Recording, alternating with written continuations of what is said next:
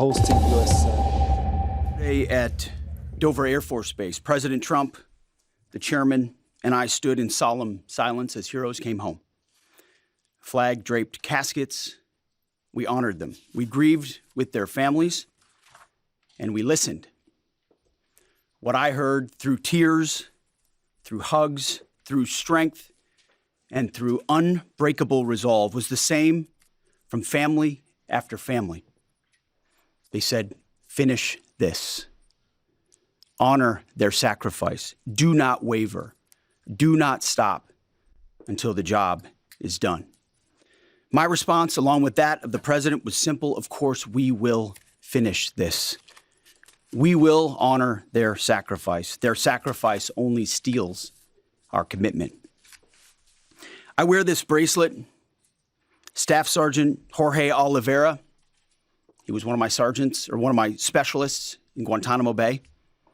He deployed later to Afghanistan, where he was killed on 19 October 2011. Killed 10 years after 9/11, 15 years ago. He was one of the 1%, the best of America. Not just a guardsman, but a law enforcement officer back home and a family man. I remember him every day, just like so many other men and women of our generation and previous generations who wear bracelets like this. Just as we will always remember those lost in this conflict. Their names are now etched into our mission and into the soul of a grateful nation. I stand here today speaking to you, the American people, not through filters, not through reporters, not through cable news spin. A dishonest and anti-Trump press will stop at nothing. We know this at this point. To downplay progress, amplify every cost, and call into question every step. Sadly, TDS is in their DNA. They want President Trump to fail. But you, the American people, know better. Yes, there are reporters in front of me, but they are not our audience today. It's you, the good, decent, patriotic American people. You, the hardworking, tax-paying, God-fearing American patriots. The media here, not all of it, but much of it, wants you to think, just 19 days into this conflict, that we're somehow spinning toward an endless abyss or a forever war or a quagmire. Nothing could be further from the truth. Hear it from me, one of hundreds of thousands who fought in Iraq and Afghanistan, who watched previous foolish politicians like Bush, Obama, and Biden squander American credibility. This is not those wars. President Trump knows better. Epic fury is different. It's laser focused. It's decisive. Our objectives, given directly from our America First president, remain exactly what they were on day one. These are not the media's objectives, not Iran's objectives, not new objectives, our objectives. Unchanged, on target, and on plan. Destroy missiles, launchers, and Iran's defense industrial base so they cannot rebuild, destroy their navy, and Iran never gets a nuclear weapon. Our objectives from day one. To the patriotic members of the press, nobody can deliver perfection in wartime. This building knows that more than anyone. But report the reality. We're winning decisively and on our terms. Iran is a vast country, and just like Hamas and their tunnels, they've poured any aid, any economic development, humanitarian aid into tunnels and rockets. That's what they did with Hamas. Iran has funneled decades of state resources, not to their people, but into missiles and drones and proxies and buried facilities. But we are hunting them down methodically, ruthlessly, and overwhelmingly, like no other military in the world can do. And the results speak for themselves. To date, we've struck over 7,000 targets across Iran and its military infrastructure. That is not incremental. That is overwhelming force applied with precision. And again, today will be the largest strike package yet, just like yesterday was. As I've said from day one, our capabilities continue to build, Iran's continue to degrade. We're hunting and striking death and destruction from above. Iran's air defenses flattened. Iran's defense industrial base, the factories, the production lines that feed their missile and drone programs, being overwhelmingly destroyed. We've hit hundreds of their defense industrial bases directly. Their ability to manufacture new ballistic missiles has probably taken the hardest hit of all. Ballistic missile attacks against our forces, down 90% since the start of the conflict. Same with one-way attack UAVs. Think kamikaze drones, down 90%. Now, the Iranians will still shoot, we know that, but they would shoot a lot more if they could, but they can't. The last job anyone in the world wants right now? Senior leader for the IRGC or besiege. Temp jobs, all of them. And to borrow a page from Admiral Ernest King in World War II, we've decided to share the ocean with Iran. We've given them the bottom half. We've damaged or sunk over 120 of their Navy ships, with battle damage assessments pending for many more. You see, oftentimes we have to wait a few days on battle damage assessment to get the real number. Their surface fleet is no longer a factor. Their submarines, they once had 11, are gone. Their military ports are crippled. Iran has terrorized the United States and our interests for 47 years. Their core industries, not steel or agriculture, or tourism, their core industries are state-sponsored terrorism, proxy militias, underground networks, ballistic missiles, and a violent, messianic, Islamist ideology chasing some sort of apocalyptic endgame.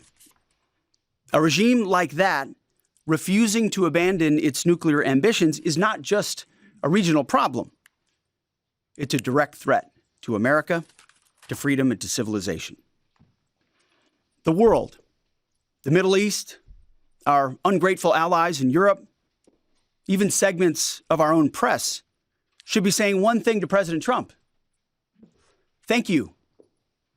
Thank you for the courage to stop this terror state from holding the world hostage with missiles while building or attempting to build a nuclear bomb. Thank you for doing the work of the free world. Yesterday's ceremony reminded us why we fight. Not for nation building or democracy promotion, but to crush direct threats to America, Americans, and our interests. We fight to win, and we are winning on our terms, following our objectives. My 13-year-old son popped into my office last night while I was editing these remarks.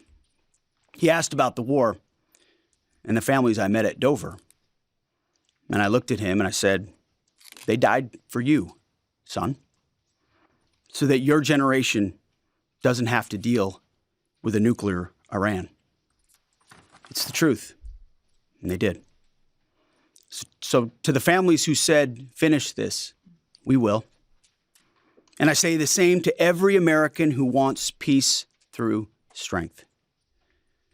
May Almighty God continue to bless our troops in this fight.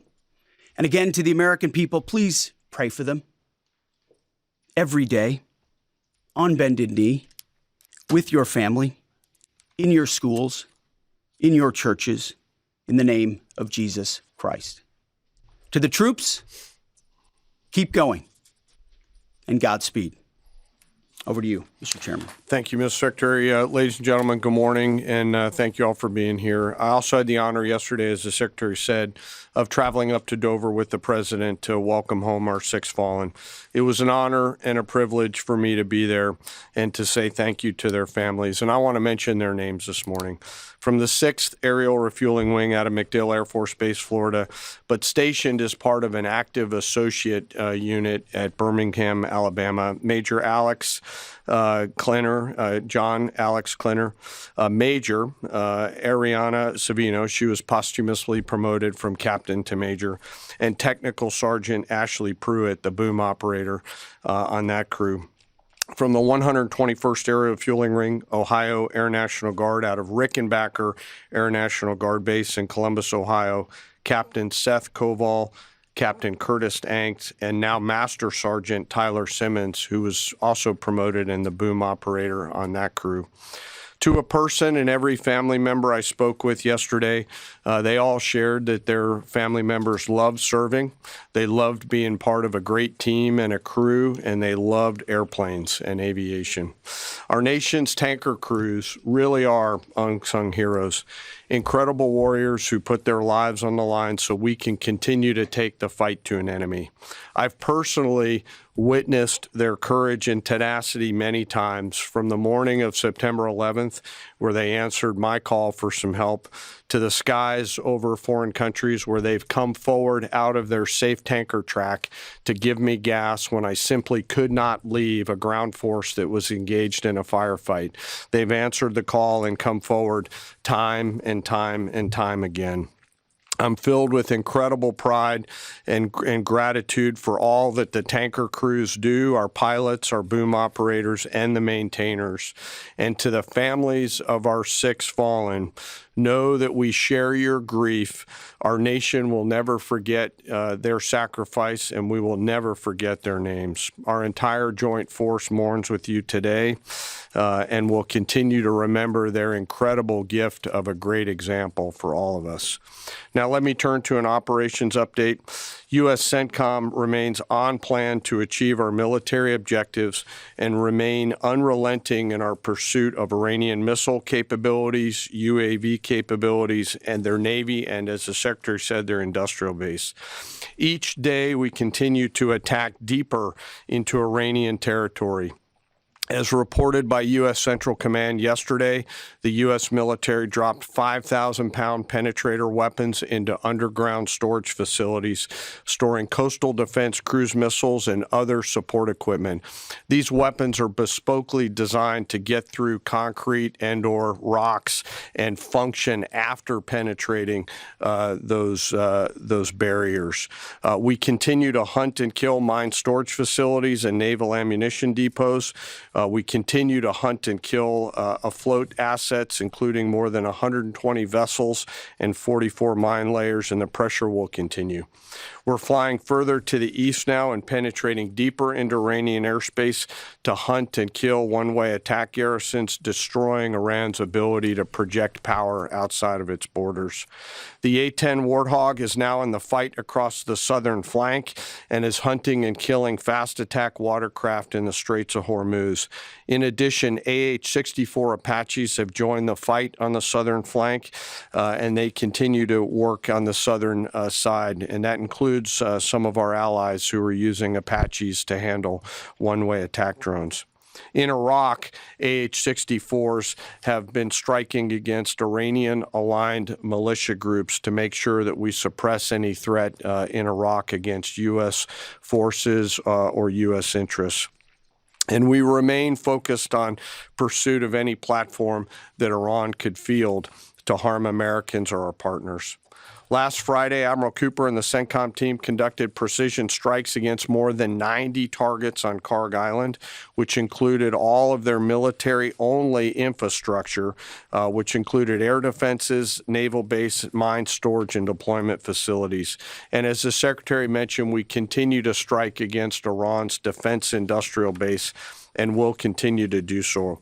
Today, I want to continue my theme of talking about members of our incredible joint force. Today, I want to talk about some exceptional airmen who are engaged in the fight daily. United States Air Force, Air Force Reserve, and Air National Guard crews within our bomber force. The B-1s, B-2s and B-52s, and the airmen on the ground who maintain and load these weapon systems. They are the backbone of America's long-range strike capability, and their contributions to Epic Fury have been decisive. Assigned to STRATCOM under Admiral Rich Correll and supported by TRANSCOM, the tanker force that we've talked about, under the command of General Randall Reed, every mission is designed to achieve overwhelming outcomes on behalf of the United States and our allies. Last weekend, I had the chance to go out and see some of our deployed bomber forces, the B-1 and B-52 crews, and I had a chance to sit down with some young aviators and maintainers and ask them, how do you feel? Tell me about your typical day. And these are crews comprised of between 2 and 5 airmen, 2 on the B-2s, 5 on the B-52s, and 4 in the B-1s out there.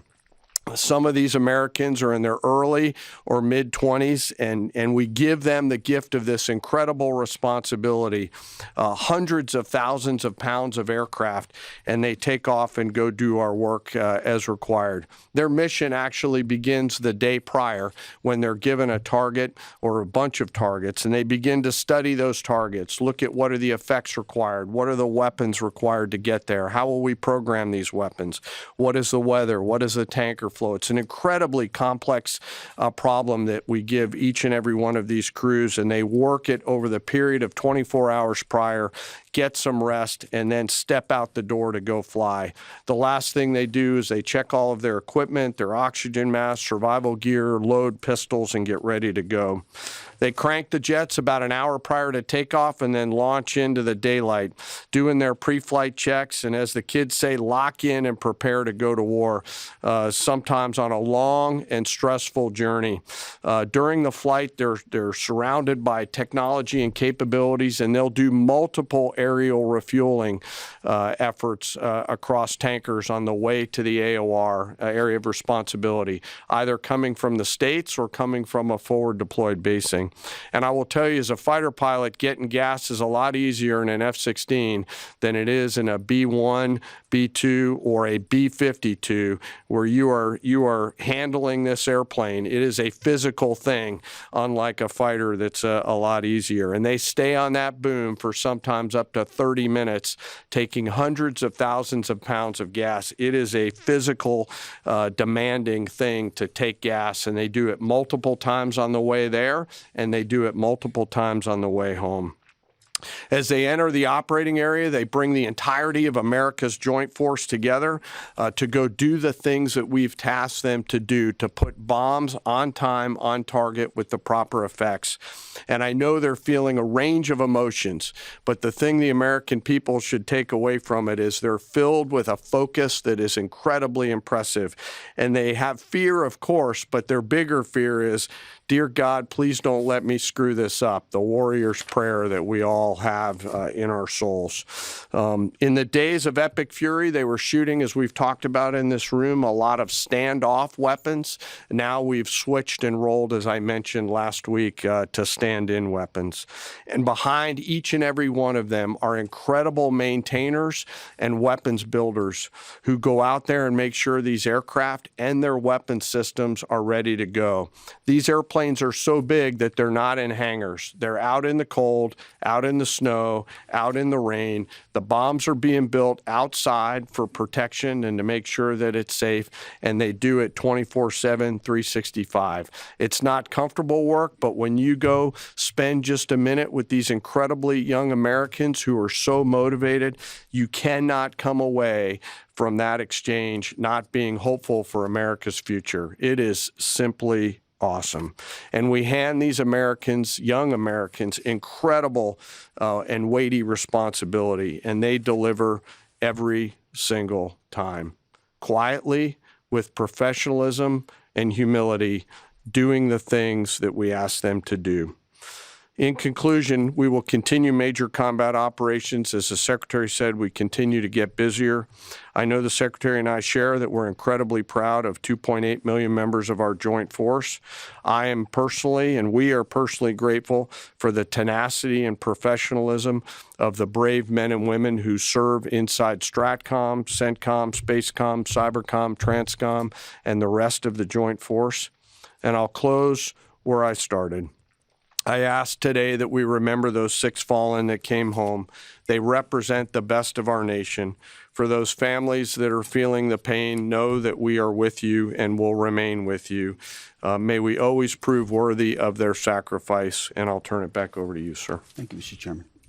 Take a couple questions. Thank you, Mr. Secretary. Thank you, Mr. Chairman. Given the updated degradation in strike target numbers you laid out, how close would you say we are towards achieving the President's objectives, and what is the end game of the operation without divulging any sensitive battle plans? Well, we wouldn't want to set a definitive time frame on that, but as we've said, we're on plan. So we're looking at those metrics very closely, relaying that to the President and the National Security Team, but feel confident that as again, we're more stand in means we're over the top, even further in, and we have even more of an exact sense of what we're striking and why, and even more dynamically, meaning because the intelligence improves, we're able to more quickly identify targets when they, let's say they come out of an underground facility where they've been hiding and able to strike it before it strikes or right after it shoots.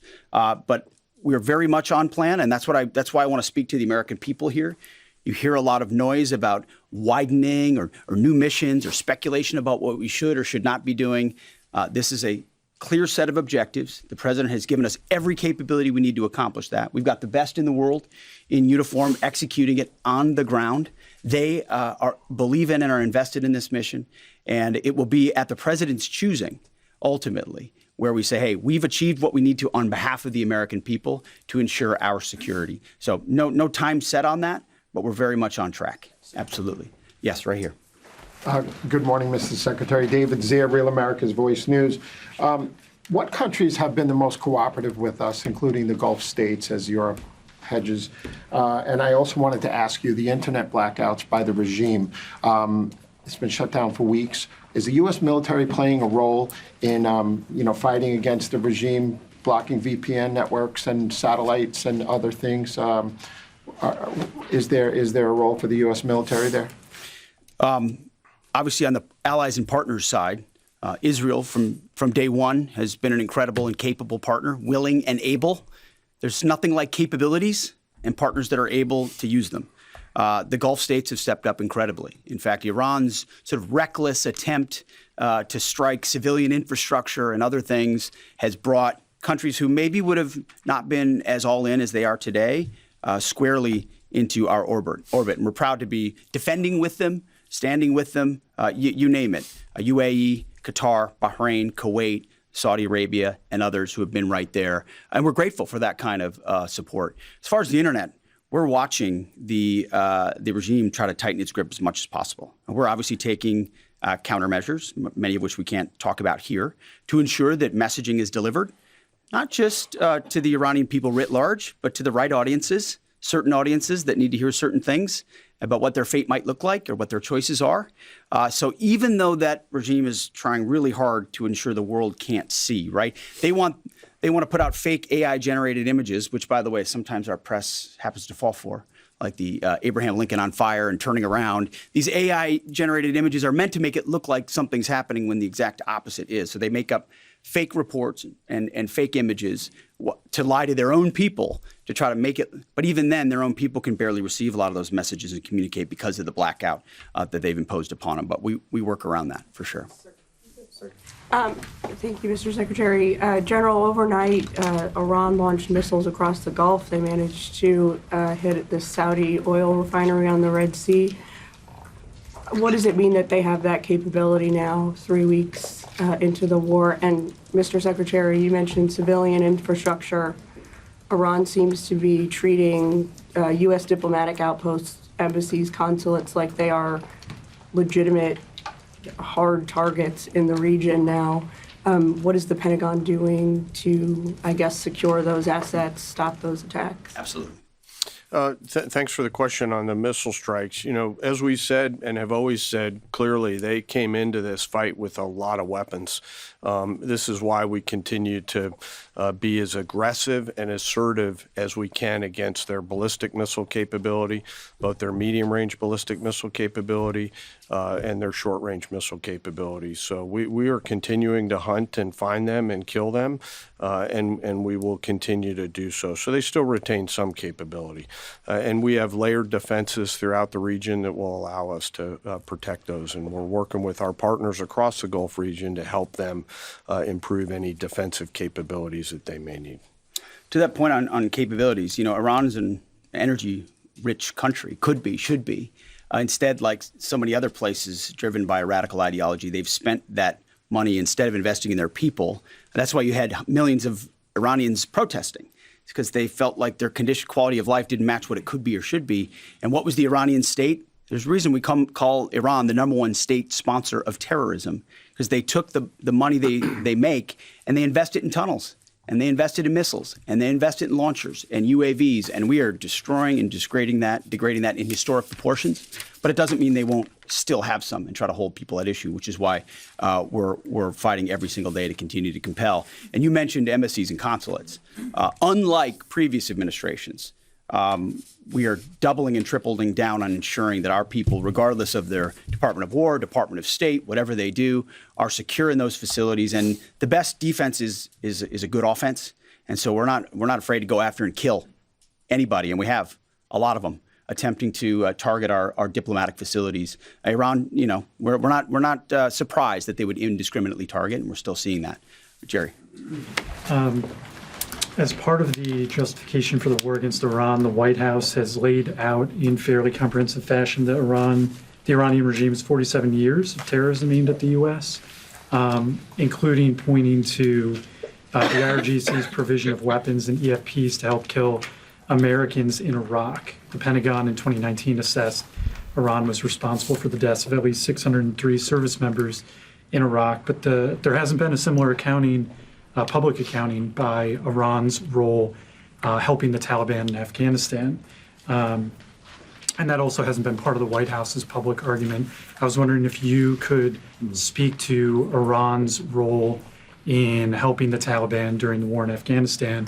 And Chairman, as you and the Secretary eloquently spoke about, 13 U.S. service members have been killed so far during Operation Epic Fury. I was wondering what lessons have been learned from those deaths, both from Iranian strikes, from an aircraft refueling accident. How are those lessons being applied to the current conflict? And how are those lessons going to be applied to a potential conflict in Indo-Pacific? Thank you. Well, thank you for the question. And it's true. In a town that can have a very short memory, President Trump does not. He remembers what this Iranian regime was founded on, what their declaration has been from the beginning: death to America, death to Israel. They've stated that. They've intended to, in every way, try to accomplish that, killing Americans in any theater they can, embassies for quite a long time. In Iraq, that was the deadliest weapon, was the EFP, the explosively formed penetrator. I was there when that tactic and technique started to emerge, and the realization was it wasn't just jihadis putting together 155 rounds daisy-chained. It was an entire state, a country with its apparatus able to mold steel in a way that was specifically designed to penetrate American armor and kill Americans. This was not, maybe we send them a couple of thoughts about how to build a bomb. This was Iran specifically passing technology and wherewithal and personnel into Iraq to kill Americans specifically. I know the number is said to be 600. A lot of us think it's higher than that, given the amount of capability they brought in. So they have been at war with us, whether we acknowledge it or not, for 47 years. The same goes in Afghanistan. Name the Islamist enemy, whether they are Sunni or Shia, because this is a Shia regime, Sunni or Shia, and Iran's been willing to harbor them as long as that group is willing to try to kill Americans. So the enemy of their enemy has been their friend as well in the Islamist world. So Iran, whether it's Iraq, whether it's Afghanistan, whether it's around the world, has been targeting Americans. And what they wanted in this context, and what President Trump would not tolerate, is a regime of that nature being closer and closer to nuclear capabilities, a capability they would have said they would want to use, and we ought to believe what our enemies say they would do if they got the most dangerous weapon in the world. So it's been across every theater that Iran's been a threat to America, and sometimes we have to remind folks of that, but thank goodness we have a commander-in-chief who, on behalf of this country, has internalized that and said, hey, we're going to do something about it. Jerry, I do want to talk about the lessons learned question because it's important to me. I won't share particular tactical lessons, and the KC-135 incident is under investigation. But I do want to talk about how I think about this and how we think about it. And this is something that I'm pretty passionate about. I believe the Joint Force has to be a very fast learning organization. Early, often, and always. And so in each case, both at the strategic, operational, and tactical level, we've charged the Joint Force to look at themselves and say, what was our plan? Well, first, did we have a plan, yes or no? The answer is always yes, because we plan for literally everything. Did we execute our plan, yes or no? If we did it work? If not, why not? If we didn't execute our plan but did something better, what's the lesson learned associated with that? And then how do we quickly capture those lessons after every loss or every engagement and quickly adopt those lessons and then share them across the entirety of the Joint Force? And inside the Joint Staff, we've tasked our J7 Directorate under the lead of Lieutenant General Lazewski, a United States Marine, to be extremely entrepreneurial in harvesting and capturing those lessons in a proactive and not reactive way. In fact, we've got teammates from the J7 who are now spread out across the CENTCOM theater, both here in the States and forward, to ensure that in every opportunity we do not miss a chance to grab that lesson and quickly accelerate it into the practice that we adopt inside the Joint Force, so that if there's a loss or if there's something that we can learn from, that we learn it not only in the CENTCOM AOR, but we adapt it across all of the combatant commands, not just Indo-PACOM. And it's across all of the warfighting functions. I've asked them to look rigorously, to check our egos at the door, to remember this is about what's right, not who's right, and to be clinical around the way we look at lessons learned, because we owe it to the force to do that. Thanks for that question. Absolutely. Brown jacket at the back. Thank you, Mr. Secretary. Jonathan Dre with Roca Politics. As you said, at the end of this war, Iran will be without a missile or drone capability, a navy, or the ability to make nuclear weapons. Since the largest threat and sponsor of terror in the region will be incapacitated, are there plans to move assets and troops out of the Middle East? I guess in a perfect world, a year after the war has ended, what does the military presence in the Middle East look like compared to before the war? Well, I appreciate the question. I do think when you address a real threat head on, it creates new options on the other side, right? I think what President Trump refuses to do, which too often this town does, is just sit in the status quo. Oh, nobody can do about that. They've got too much capability. What if this happens? What if that happens? He instead says, what's in the interest of the American people? It's going to take some courage. It's going to take some capabilities. We're going to have to gather some forces there in order to do it. We're not going to tell people how many or how long or what we're willing to do or what we're not willing to do. But if you do that and do that decisively, then out the other end is a recognition that it opens the aperture of what's possible. I mean, President Trump did the same thing in creating an opportunity for the Abraham Accords. Now you've got a situation where a lot of those countries are coming alongside us, recognizing the threat of Iran. So I think our posture in the future will be based first and foremost on our own national security, power projection, the ability to defend our people and our interests. But no doubt, working alongside our partners, the president will look at what makes the most sense going forward. I appreciate that question. Yes, right here. War crime, is that the policy of the U.S. military Excuse me, now? I didn't. Thank you, Secretary Hegseth. Two questions for you. The Vice President has often emphasized that the goal of this war is to denuclearize Iran while also avoiding a larger quagmire. I know that you touched on this. I'd like you to expand on how do you do that? How do you denuclearize the country while also avoiding this, forever war? And then there was a report last night that the Pentagon asked the White House for $200 billion for Iran war supplemental. Can you confirm this, and can you explain why a package this large is necessary? Well, first of all, none of this would have been possible without Midnight Hammer, without that audacious mission with very clear goals that did obliterate their ability to enrich and the capabilities they have in those facilities. So it created the conditions for Iran to step forward and say, okay, you can reach out and touch us like that in our nuclear ambitions. You can see that we're still trying to do this. Let's make a deal. And President Trump put our two best folks on it, Steve and Jared, and they worked diligently, earnestly. I watched it to try to pursue that deal. And ultimately, I think the whole time Iran sort of said, well, we'll talk. As we build more missiles and as we build more UAVs and we create this conventional umbrella so that if we chose to, we could try to reconstitute the program. And sort of naively thinking that President Trump wouldn't do something about it. And that's why, as Secretary Rubio has said, and I've said, it's the conventional umbrella that was growing and growing and growing that was meant to protect that nuclear capability. So you had to address both what happened with Midnight Hammer and what happened with that as well. As far as $200 billion, I think that number could move, obviously. It takes money to kill bad guys. So we're going back to Congress and our folks there to ensure that we're properly funded for what's been done, for what we may have to do in the future, ensure that our ammunition is, everything's refilled, and not just refilled, but above and beyond. I mean, President Trump, as he said, rebuilt the military in his first term, didn't think he'd use it as dynamically in his second, but he had. So thank goodness he did that. And an investment like this is meant to say, hey, we'll replace anything that was spent. And now that we're reviving our defense industrial base and rebuilding the arsenal of freedom and cutting deals like our great deputy secretaries here is doing, long lead times on exquisite munitions, we're going to be refilled faster than anyone imagined. And I think, we're also still dealing with the environment that Joe Biden created, which was depleting those stockholds and not sending them to our own military, but to Ukraine, which is every time we reach back and look at any sort of a challenge we have, it goes back to, well, send it to Ukraine. Ultimately, we think this should be these munitions are better spent in our own interests at this point, and this kind of funding bill is going to ensure that we're properly funded going forward.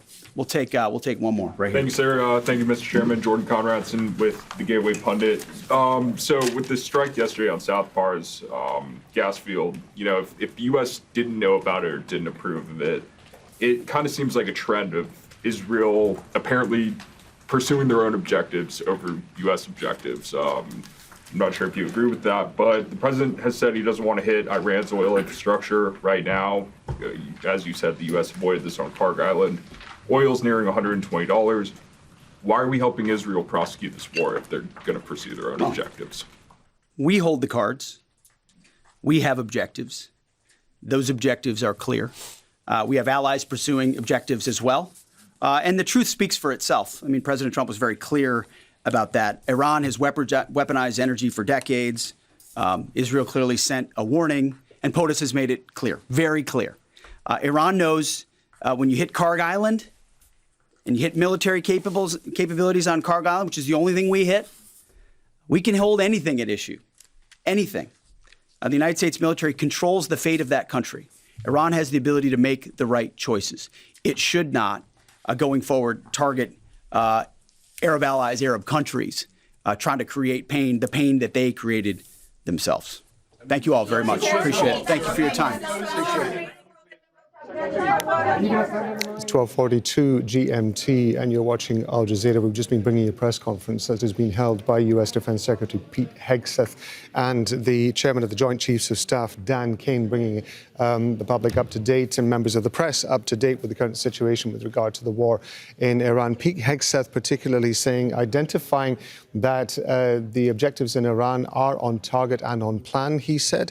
He said, we will destroy missiles, launchers, its manufacturing capability, and destroy their navy, and it will have no nuclear weapons. He says we're winning decisively and on our terms. General Dan Caine was describing the military element of this, but predominantly talking about the average day of those service men and women who are taking part in the war. He said, nevertheless, our plan is to achieve our military objectives. He then gave some of the details in there. It is worth pointing out that in terms of the questions that were being asked in this press conference, it's worth remembering September 2025, the Department of Defense put out a restrictive 17-page policy to journalists in the Pentagon, which is essentially limited the kind of coverage and access that journalists could have in the Pentagon. And a lot of main media outlets decided not to sign that pledge, and many of them are not necessarily at these press conferences.